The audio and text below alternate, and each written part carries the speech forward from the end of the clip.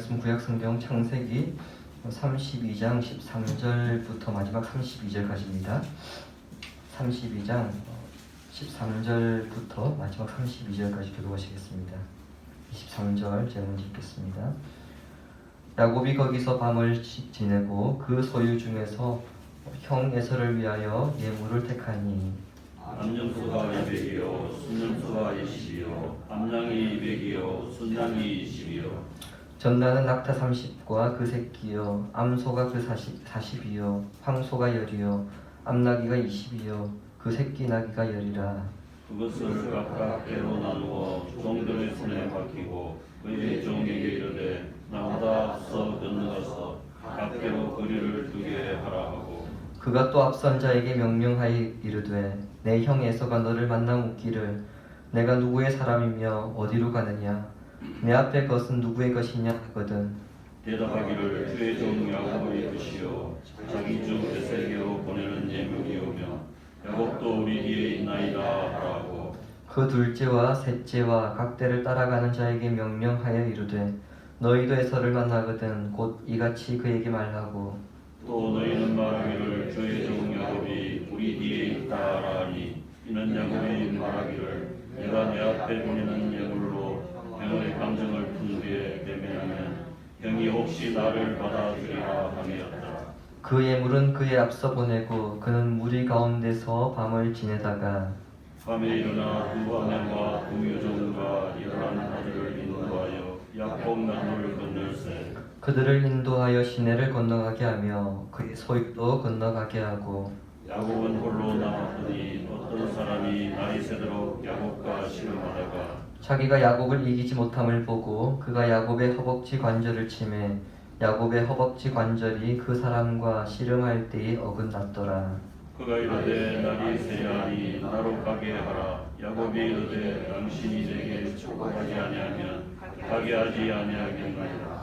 그 사람이 그에게 이르되 내 이름이 무엇이냐 그가 이르되 야곱이니이다. 그가 이르되 내 이름을 다시는 야곱이라 부를 것이 아니요 이스라엘이라 부를 것이니 이는 내가 하나님과 및 사람들과 대화와 이겼음이니라. 야곱이 청하여 이르되 당신 이름을 알려주소서. 그 사람이 이르되 어찌하여 내 이름을 묻느냐 하고 거기서 야곱에게 축복한지라. 그러므로 야곱이 그곳을 이름을 브니엘이라 하였으니 그가 이르기를 내가 하나님과 대면하여 보았으나 내 생명이 보존되었다 함이더라. 그가 브니엘을 지날 때에 해가 돋았고 그의 허벅다리로 말미암아 절었더라. 그 사람이 야곱의 허벅지 관절에 있는 둔부의 힘줄을 쳤으므로 이스라엘 사람들이 지금까지 허벅지 관절에 있는 둔부의 힘줄을 먹지 아니하였더라. 아멘. 프로 야구 선수나 축구 선수들 가운데에 개명을 한 사람들이 많습니다. 그들이 개명을 한 이유는 자신의 이름 석자를 팬들의 그 내리 속에 잘 남기기 위해서가 아닙니다. 그런 목적도 있겠지만 그것보다는 열심히 노력을 하였으나 그 노력에 대한 그 대가, 결과가 잘 나타나지 않기 때문에 계명을 통해서라도 좀 더 잘 해보려는 그런 마음에서 이름을 바꿉니다. 비단 그들뿐만 아니라 요즘 장명소가 잘 된다고 하죠. 자신의 이름이 마음에 들지 않아서 일이 뭔가 계속해서 꼬여서 또는 새로운 출발을 하기 위해서 여러 가지 이유로 장명소를 찾아가서 이름을 바꾸는 사람들이 많습니다. 그러나 이름만 바꾼다고 해서 우리 인생이 달라지느냐? 그렇지 않다는 것을 우리는 잘 알고 있습니다. 새 이름으로 불러줬으면 하는 마음은 큽니다만 주변 사람들은 여전히 입에 옛날 이름이 익숙하기 때문에 옛날 이름으로 불러줍니다. 내가 노력해서 안 되는 일들이 있죠. 근데 이름을 바꾼다고 해서 안 되는 일이 되는 것도 아닙니다. 즉 이름을 바꾼다고 해서 우리의 인생 자체가 달라지지 않는다는 것을 우리는 잘 알죠. 하지만 야곱은 좀 다릅니다. 본문은 야곱의 이름이 바뀌는 이야기인데 그의 계명 이야기가 오늘 우리의 계명과는 좀 많이 다릅니다. 우리는 어떻습니까? 우리가 의지에 바꾸는 거죠. 그러나 야곱은 자신의 의지와 상관없이 하나님께서 야곱에게 새로운 삶을 살게 하시기 위해서 어떻게 보면 하나님께서 반강제적으로 이름을 바꾸십니다. 야곱의 이름은 이미 25장에서 우리가 살펴봤는데요. 야곱의 이름의 뜻은 발꿈치를 잡은 자, 속이는 자, 찬탈자, 그런 뜻을 가지고 있습니다. 야곱의 이름이 개명되기 전 그의 인생에 대해서 하나님께서 이렇게 간단하게 정리하십니다. 이사야 41장 14절에 보시면은 야곱을 향해서 어떻게 부르냐면은 버러지 같은 야곱아, 이렇게 부르십니다. 하나님께서 사람을 향해서 버러지라고 부를 정도면 야곱의 인생이 어떠했을지, 하나님 눈에 어떻게 비춰졌을지 우리가 짐작할 수 있습니다. 옛날 한글 성경에는요, 이 버러지를 지렁이라고 그렇게 번역이 되어 있었는데요. 버러지의 원뜻은 뭐냐면은 벌레, 구더기, 그리고 유충입니다. 그러니까 아무짝에 쓸모없는 한낱 미물에 불과하다. 이게 하나님께서 야곱에 대한 평가입니다. 하나님께서 야곱을 벌레, 지렁이라고 부를 만큼 야곱의 인품은 여러분 사실 엉망이었습니다.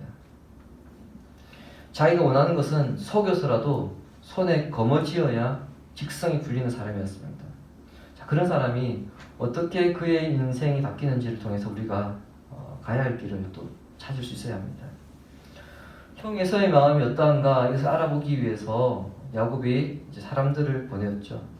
근데 들려온 소식은 무엇입니까? 형이 400명의 병력을 이끌고 자기 쪽으로 오고 있다는 소식입니다. 그 소식을 들은 야곱의 행동은 자신의 재산을 두 때로 나누고요.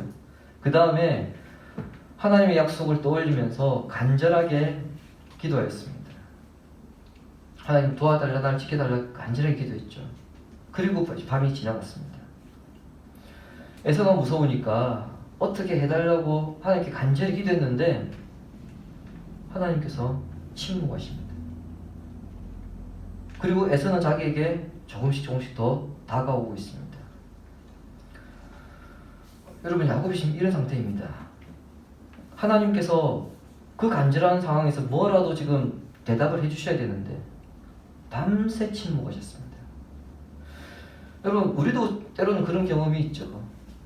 당장 상황은 급합니다. 뭐라도 좀 해야 되고 하나님께서 뭐라도 좀 말씀하셔야 되는데 기도해도 길이 보이지 않고 그 어떤 음성도 들리지 않을 때, 발만 동동 굴리고 있을 그때에 하나님께서 뭐라도 좀 해주시고 이렇게 해라 저렇게 해라 뭐라고 말씀 좀 해주시면 좋을 텐데 우리가 어떻게 해라도 대응을 할 텐데 침묵하심으로 말미암아 그 선택의 길에서, 갈림길에서 무엇을 해야 할지 모를 때가 있습니다.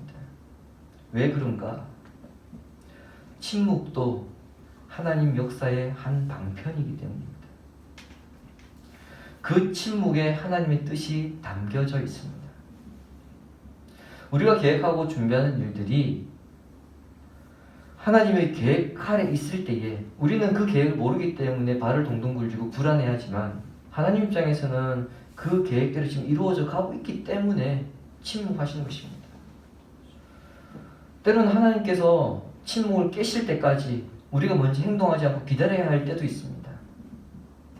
사실 이것을 분별하기가 쉽지 않을 뿐더러 잘못 판단하는 바람에 우리가 청개구리와 같은 그와 같은 신앙생활을 할 때가 있는데 그것도 하나님께서 성도의 신앙을 이끌어가는 한 방편입니다. 그러므로 성도는 기도한 후에 준비하며 진행해야 할지 아니면 기도하면서 하나님께서 이렇게 저렇게 답을 주실 때까지 기다려야 할지 분별할 수 있는 지혜를 성령께 구해야 합니다. 야곱은 기도한 후에 치밀한 계획을 세웠습니다. 선물을 통하여서 에서의 마음을 누구를 드릴 계획을 세운 거죠. 야곱이 준비한 선물이 14절과 15절에 기록되어 있는데요. 각종 짐승이 도합 550마리입니다. 그 가운데 낙타가 30마리입니다. 이 낙타가 30마리라는 게 굉장히 중요한데요. 당시 낙타의 가치는 우리로 치면은 우리나라 1990년대에 까끄렌저 아시죠? 예, 그거 갖다 보시면 됩니다. 오늘날 제네시스를 30대 줬다, 30대 줬다 그렇게 생각하시면 됩니다. 짐승들 가운데 단연 제일 비쌌던 것이 이제 낙타입니다. 야곱이 엄청난 선물을 지금 보내준 거예요. 이런 선물을 세 번에 나누어 보냄으로써 에서의 마음을 차차 조금씩 녹아지게 하려는 그런 계획을 세웠습니다. 또한 이 정도의 선물을 보내주었음에도 불구하고 에서가 만족하지 못하거나 또는 그 마음이 여전히 적대적인 감정이 있다고 한다면 어떻게 해야 됩니까? 도망쳐야 되잖아요. 도망쳐야 됩니다.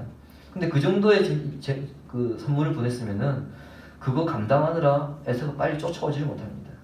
그런 것까지 치밀하게 계산해서 지금 준비한 겁니다. 야곱은 선물로 에서의 감정이 서서히 풀어지면 형이 자신을 반갑게 맞이해 줄 거라 그렇게 생각했습니다. 우리 한글 성경에는 그 번역 과정에서 좀 의역이 되어 있거든요. 20절에 보시면은 예물로 형의 감정을 푼 후에 그렇게 되어 있는데 이 구절을 직역하면 이렇습니다. 선물로 에서의 얼굴을 덮은 후에, 선물로 에서의 얼굴을 덮었다 이 말입니다. 여기서 덮다는 속죄하다의 의미를 가지고 있습니다.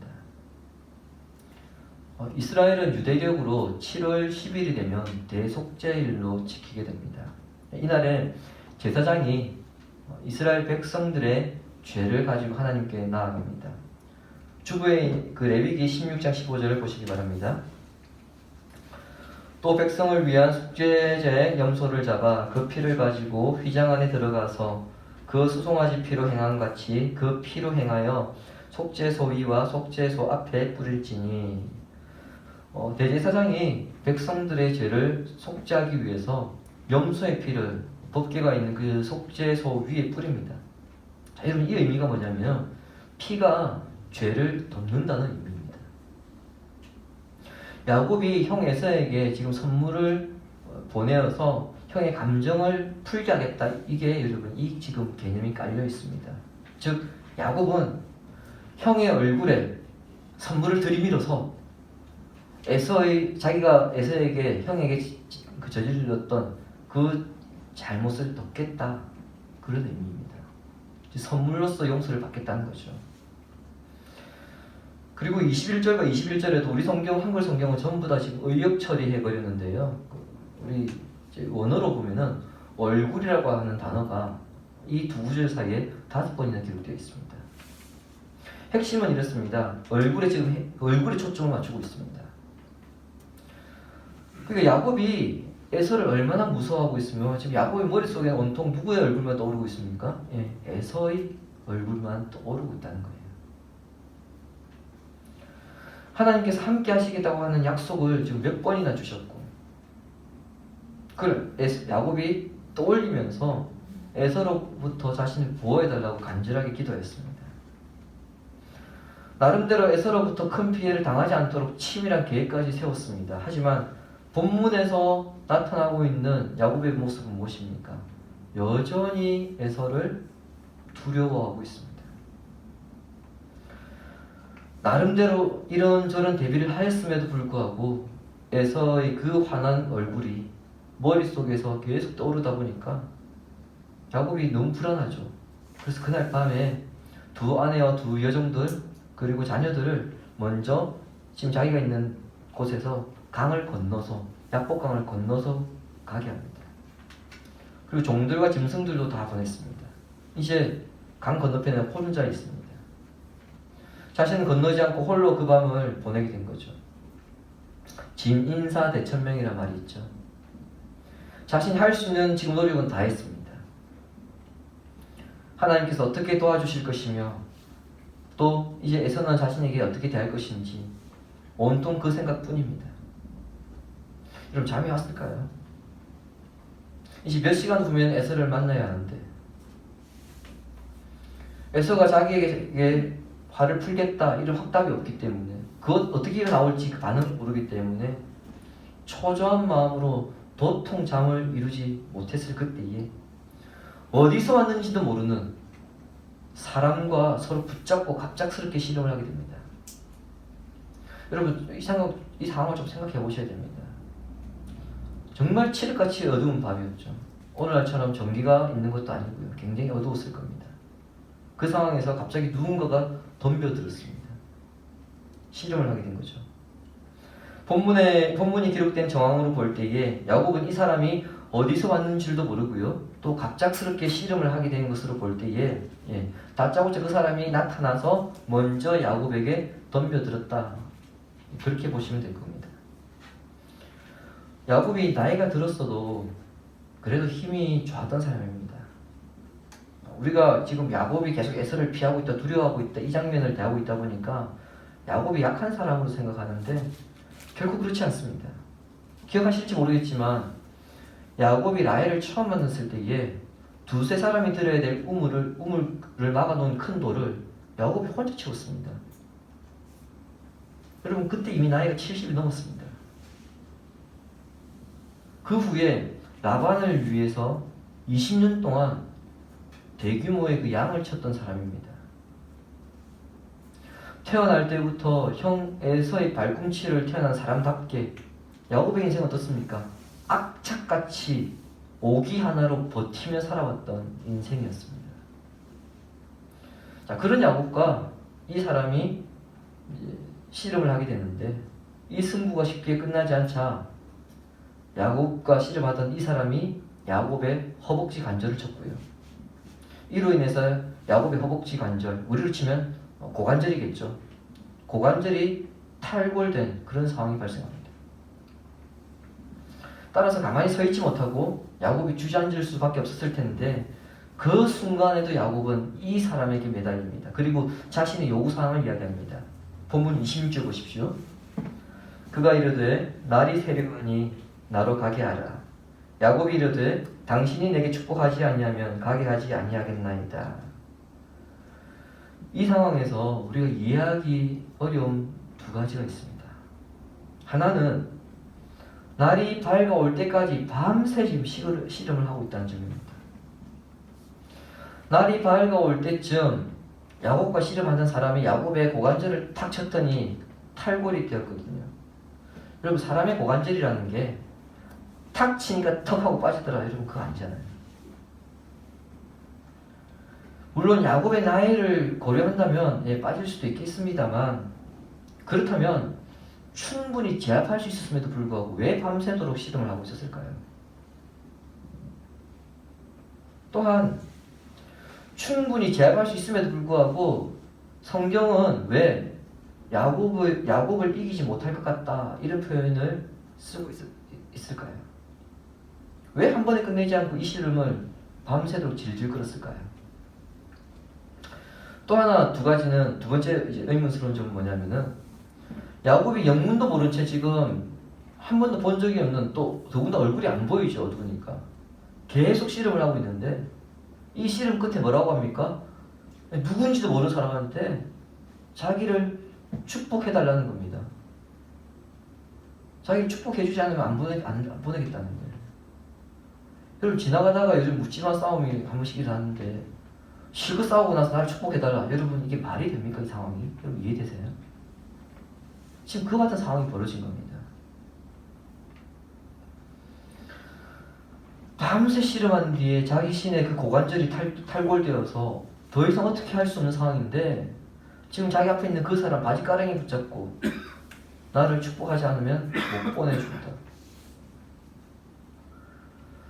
근데 여러분 이 두 가지 의문이 두 가지 같지만 사실은 하나로 다 연결됩니다. 즉 첫 번째 의문을 이해하게 되면 이 두 번째도 자연스럽게 풀린다는 것이죠. 제가 6살 때인가 7살 때인가 굉장히 어렸을 때인데 제가 저희 형님과 집에서 씨름을 한 적이 있습니다. 그때 저희 형님은 고등학생 때였거든요. 고2 때였던 것 같아요. 시작과 동시에 조금 낑낑대다가 제가 이겼습니다. 참고로 저희 형님은 저보다 키가 15cm 이상 더 큽니다. 나이로 보나 체격으로 보나 그 씨름은 어떻습니까? 시작과 동시에 땡 하면 이미 승부가 끝났어야 됩니다. 근데 제 승리였습니다. 어릴 땐 진짜 제 승리인 줄 알았습니다. 지나고 나서 보니까 그게 아니었구나 알게 된 거죠. 여러분 정말 제 승리였나요? 아니죠. 봐준 거죠. 그리고 남자들은 팔씨름 할 때 여러분 딱 손만 잡으면 압니다. 이미 거기서 끝난 게임입니다. 굳이 안 해봐도 압니다. 잡는 순간에 아, 이 사람이 나보다 세다. 설령 싸움을 하더라도 주먹 한 대 맞으면은 아, 여기서 승부가 끝났구나 압니다. 야곱도 처음에는 이 어둠 속에서 이 사람이 누구인지 몰랐을 거예요. 처음에는. 하지만 씨름이 계속 될수록 알았을 겁니다. 보통 사람이 아니구나. 어쩌면 이 사람은 사람이 아닐 수도 있겠다. 시간이 지날수록 알았을 겁니다. 그리고는 시간이 지날수록 자신보다 월등하게 강한 사람이 오랜 시간 동안 지금 싸움을 하고 씨름을 하고 있으니, 더군다나 한 방 쳤는데 자기의 고관절이 탈골되면서 확신을 가졌을 겁니다. 30절에 의하면 이 사람은 하나님입니다. 하나님은 야곱을 한 번에 제압하시지 않고 그가 깨달을 때까지 기다려주신 겁니다. 야곱의 관절이 탈골되고 육체적인 힘을 모두 소비하여서 더 이상 버틸 수 없는 상황이 되자 비로소 야곱이 영적인 힘을 사용해서 이분이 누구인가를 보기 시작한 겁니다. 그리고 하나님 그때까지 기다리신 겁니다. 왜냐하면 하나님께서 이미 야곱에게 내가 너와 함께 할 것이다 몇 번이나 말씀하셨습니다. 심지어 그의 영안을 열어서 하나님이 군대까지 보여주셨습니다. 그럼에도 야곱은 여전히 에서를 두려워하고 있습니다. 따라서 믿음의 눈을 들어서 야곱과 함께 하시겠다고 하는 그 하나님을 의지하기 위해서는 육체적인 힘이나 방법을 이길 수 있는 그 모든 것을 버려야 하고요. 영적인 눈으로 영적인 힘을 가져야 하기 때문에 그 상황이 될 때까지 하나님께서 기다리셨던 겁니다. 그렇게 볼 때 25절에 하나님이 야곱을 이기지 못했다는 것은 하나님의 능력이 야곱에게 딸린다, 부족하다 그게 아니고요. 야곱의 그 간절함, 어떻게든 자신은 에서로부터 보호하시겠다는 그 약속에 대한 간절함을 하나님께서 꺾을 수 없었다는 겁니다. 그 의지는 꺾을 수 없지만 하나님의 능력을 야곱에게 보여주셔야 했고요. 그 능력을 하나님은 야곱의 몸에 새기셨습니다. 그것이 바로 허벅지 관절 탈골입니다. 그리고 야곱은 이것 때문에, 그 흔적 때문에 다리를 절어야 하는 그런 상황까지 갔습니다. 육신이 멀쩡해도 에서를 상대하는 것이 쉽지 않죠. 근데 이제는 다리까지 절어야 하는 상황입니다. 더더욱 에서를 상대할 수 없는 상황이 되어버렸습니다. 이 상황에서 하나님께서 절대적으로 개입하시고 자신을 보호하는 것 외에는 자기가 에서로부터 살아남을 수 있는 방법이 없다는 것을 깨닫게 된 겁니다. 이런 모습은 여러분 사도 바울에게서 나타납니다. 고린도후서 12장 9절 우리 같이 읽겠습니다. 나에게 이르시기를 내 은혜가 내게 족하도다. 이는 내 능력이 약한 데서 온전하여 주기나 하시니라. 그러므로 우리가 크게 기뻐함으로 나의 여러 약한 것들에 대하여 자랑하리니 이는 그리스도의 능력이 내게 머물게 하려 함이라. 아멘. 지난 수요 성경 공부 때 잠시 이 부분에 대해서 언급하였지만 바울이 자신의 복음 사역을 더욱 힘있게 하기 위해서 하나님께 육체의 가시를 제거해달라고 3번이나 간구했을 때에 그 간구에 대한 주님의 대답은 조금 전 우리가 함께 읽었던 9절 무엇입니까? 안 된다입니다. 약한 상태 그대로 있으라는 겁니다. 왜냐하면 너의 약함을 내가 채울 것이기 때문에.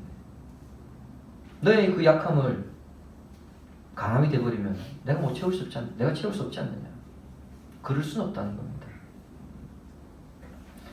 성도는 살아가면서 세상의 여러 일들로 두려움이 크고 불안하며 도저히 내 힘으로 내가 가진 전부를 다 쏟아부어도 해결할 수 없는 상황을 만날 때가 있습니다. 그때 야곱이 에서를 생각한 것처럼 온통 머릿속에 그 일들로 가득 차서 잠도 오지 않고 뭘 입맛도 없고 한숨만 푹푹 쉬는 그런 지경으로 헤맬 때가 있죠. 근데 그 지경에서 하나님은 무엇을 원하시느냐? 우리의 힘으로 뭘 하겠다고 하는 그 의지를 내려놓을 때까지 하나님이 또 기다리십니다. 그리고 우리가 그 지경이 되어서 우리의 모든 것을 내려놓겠다, 우리가 우리의 의지를 포기할 때에 비로소 믿음의 눈을 뜨게 하셔서 주를 보게 하시는 겁니다. 그리고 야곱처럼 하늘의 복을 갈망하게 하십니다. 야곱의 경우에 자신과 씨름하던 이 사람이 하나님이라는 것을 깨닫고 난 다음에 그가 구했던 것은 무엇입니까? 자신을 축복해달라는 겁니다. 여기서 축복이라고 하는 것은 자신의 위협이 되는 에서를 제거할 수 있는 능력이나 힘을 달라는 것이 아니고요. 에서의 위협 속에서도 자신을 보호하시고 함께 하시겠다고 하는 하나님의 그 약속을 달라는 겁니다. 그러니까 지금까지는 내가 에서를 이기겠다고 그렇게 생각했다면 이 사건을 계기로 에서를 이기는 건 그건 둘째 문제고요. 그게 중요한 것이 아니라 하나님께서 나를 보호하시면 된다는 겁니다. 야복강은 야곱 인생에 있어서 가장 큰 위기의 장소였습니다만 하나님은 그곳에서 야곱이 가장 신뢰하고 의뢰하였던 것을 버리게 하셨고요. 하나님은 의지하게 하셨습니다. 그곳에서 야곱의 눈에는 장애로 보일지 모르지만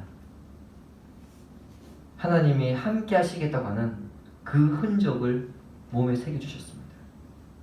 주님이 사랑하신 시내가 신을 가지고 여러분, 야곱이 하나님을 향하여서 나를 축복하지 않으면 가실 수 없다 그렇게 했을 때에 27절에 보시는 것처럼 야곱이 이름을 물으십니다.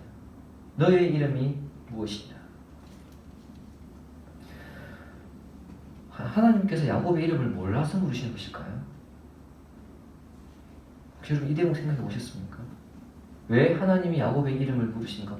혹시 생각해 보신 적 있으신가요? 부모가 자녀의 이름을 헷갈릴 수는 있습니다. 저희 집은 형제가 구남매다 보니까 부모님이 저희 이름 부르려면 한참 내려옵니다. 저희 누나도 저희 이름을 부를 한 번씩 한참 부릅니다. 그리고 제 이름이 나와요. 너무 많아서 헷갈릴 수는 있습니다만 모르진 않습니다. 근데 이 대목은 하나님께서 지금 야곱의 이름을 물으세요. 야곱을 창조하신 하나님께서 야곱을 향하여 너 이름이 뭐냐? 정말 몰랐을까요? 그렇지 않습니다. 알고 물으시는 겁니다. 네가 지금까지 어떻게 살아왔는지 너의 입으로 말해봐라. 그 의미입니다. 그때 야곱은 대답합니다. 저는 야곱입니다. 저는 에서가 아니라 저는 야곱입니다. 야곱이란 이름 그대로 그 이름 때문에 남을 속이는 삶을 살았고 남의 것을 빼앗는 삶을 살았습니다. 남에게 당하면 그것을 참지 못하고 그대로 돌려주어야 직성이 풀리는 사람이었습니다. 남에게 속게 됐지만 남을 속이기도 하는 그런 인생을 살았습니다. 그 결과로 인해 지금 제가 나그네와 같은 삶을 살고 있습니다. 하나님 저를 고쳐주십시오. 저는 야곱입니다. 여러분 이 야곱입니다. 이 짧은 한 단어에 이 뜻이 다 들어가 있습니다. 야, 너 지금까지 어떻게 살았어? 말해봐. 그게 하나님의 질문이었고요. 예, 제가 이렇게 살아왔습니다. 그 사람이 저입니다. 그게 야곱의 대답입니다. 자신의 허물과 인간적인 약점까지 고백한 것이고요. 자기는 본성적으로 죄인된 인간입니다. 그것을 하나님께 고백한 것입니다. 이와 같은 고백이 있고 난 다음에 하나님께서 야곱의 이름을 바꿔주십니다. 28절에 어떻게 바꾸십니까? 이스라엘이라고. 내가 너를 이제 이스라엘이라 부를 것이다. 네가 하나님과 싸워 이겼다. 지금까지는 만나던 사람들과 씨름하며 살았습니다. 그리고 그 사람들과 어떻게든 이겨보려고 발버둥치는 그런 삶을 살았던 것이 야곱의 인생이었다고 한다면, 이제는 하나님과 씨름한 사람이기 때문에 세상 사람들 이기려고 아등바등 되지 말라는 겁니다. 어른이면 어른하고 싸워야지, 어른이 유치원생 데리고 싸우지 말라는 겁니다. 야곱이 이 사실을 깨달은 뒤에 뭐라고 고백합니까? 내가 하나님의 얼굴을 뵙고도 살아남았구나. 그러면서 그 장소를 브니엘이라고 명명합니다. 이사야 선지자는 성전에서 하나님의 임재를 목도한 후에 이사야 6장 5절에 주부에 있는데요, 간단하게 말하면 이렇습니다. 나는 이제 죽었구나. 내가 하나님을 배웠으니 죄인된 나는 죽었구나. 그렇게 고백했습니다. 죄인된 인간이 하나님을 배운다는 것, 여러분, 그것은 곧 죽음을 의미합니다. 그런데 야곱은 살아남았습니다. 자, 그렇다면 앞으로 야곱이 누구를 두려워하겠습니까? 무엇을 두려워하겠습니까? 싸울 때 제일 무서운 사람이 누구죠? 싸움 잘하는 사람이 아니라 죽기를 각오하고 싸운 사람이 제일 무서운 사람이죠. 야곱의 경우 하나님과 싸움으로 인해서 이제 비록 다리는 절게 되었습니다. 하지만 그 약복강을 건너면서 자기는 절대적인 하나님과 겨루었다. 그 사실로 가득 차 있기 때문에 에서를 만나는 그 시점에 이제는 더 이상 얼굴에 두려움이 아닌, 걱정이 아닌 기쁨이 가득 찼을 것입니다. 뭐 그쯤이야. 그런 생각으로 가득 찼을 것입니다. 여러분, 상황은 그대로입니다. 상황은 지금 그대로입니다.